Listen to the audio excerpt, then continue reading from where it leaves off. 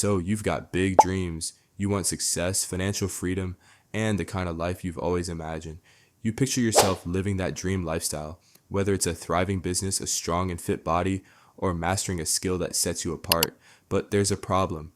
You're not doing what you know you should be doing. You have the ideas, the plans, the motivation, yet somehow you still find yourself procrastinating. And every time you avoid the work, a little voice in your head reminds you that you could be doing more. That voice brings guilt, and that guilt, it slowly eats away at you day after day, week after week, month after month, until eventually it fades, but not in a good way. It fades because you start accepting things as they are. You convince yourself that maybe you weren't meant to succeed, that maybe life is just against you, or that maybe you'll start next month, next year, someday. And then suddenly that someday arrives. It's January 1st, a fresh start, new energy, new goals. You tell yourself this time it's different. At first, you're fueled by motivation. You set your goals. You feel excited. You might even buy a planner, a gym membership, or start a new habit tracking app. But then, like clockwork, procrastination sneaks in. Just like that one relative who always shows up uninvited. And before you know it, you're right back where you started. What happened? How did that fire inside you disappear so quickly? At this point, you start thinking, maybe I'm just lazy. But let me tell you something. You are not lazy. Laziness is not your problem. Your problem is inertia, the science behind procrastination. In physics, inertia is the tendency of objects to stay as they are. Objects at rest stay at rest, while objects in motion stay in motion, unless acted upon by an external force.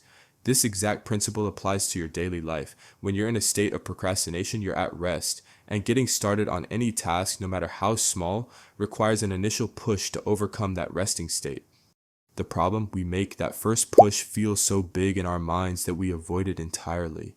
We convince ourselves that starting will be exhausting, that it will take too much time, that we're not in the right mood, and because of that, we push it aside for later, which turns into never. Instead of tackling that assignment, we scroll through social media. Instead of going to the gym, we binge watch another episode. Instead of working on our goals, we fall into distractions that make us feel temporarily good, but leave us stuck in the same place. So how do you break inertia and finally stop procrastinating? Here's the truth. You don't need more motivation. You don't need to rely on willpower. You just need to make starting effortless. Step 1, make the first step so small it feels easy. The hardest part of any task is the beginning. But what if you made the start so small that it felt impossible to fail? Instead of telling yourself, I need to write a 5,000 word essay, say, I'll just write 50 words. Instead of, I need to work out for an hour, say, I'll do just one push-up. Instead of, I need to clean my entire room, say, I'll pick up just one item. By reducing the stakes, you remove the pressure, and once you start, momentum takes over. Step 2, use the 2-minute rule. If a task feels overwhelming, commit to doing it for just 2 minutes. That's it. If you don't feel like working, tell yourself, I'll just focus for 2 minutes and then I can stop if I want to. If you don't feel like cleaning, put on a song and clean only until the song ends. If you don't feel like going to the gym, commit to just a warm-up. What usually happens, you end up continuing because objects in motion stay in motion. Once you get started, your brain shifts gears and suddenly the task doesn't feel so bad anymore. At first, it's like pushing a heavy ball uphill. It's hard, but once you pass that inertia point, it becomes effortless, like the ball rolling downhill. This simple trick works on anything: studying, working out, learning a new skill, even socializing if you're introverted. You just have to start. Step 3, make procrastination harder than action. Think about the things you procrastinate on. Now think about the distractions you turn to instead.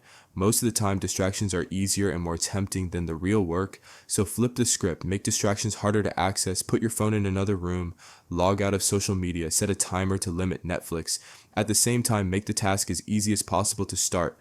Leave your workout clothes next to your bed. Open the book you need to read before you go to sleep. Keep your workspace clean and ready to go. If taking action is easier than procrastinating, you'll naturally start getting more done. The hard truth. At the end of the day, overcoming procrastination isn't about being perfect. You'll still have days where you don't feel like doing anything, and that's fine. What matters is that you don't rely on feeling motivated to take action. Motivation comes and goes. Discipline and momentum are what truly change your life.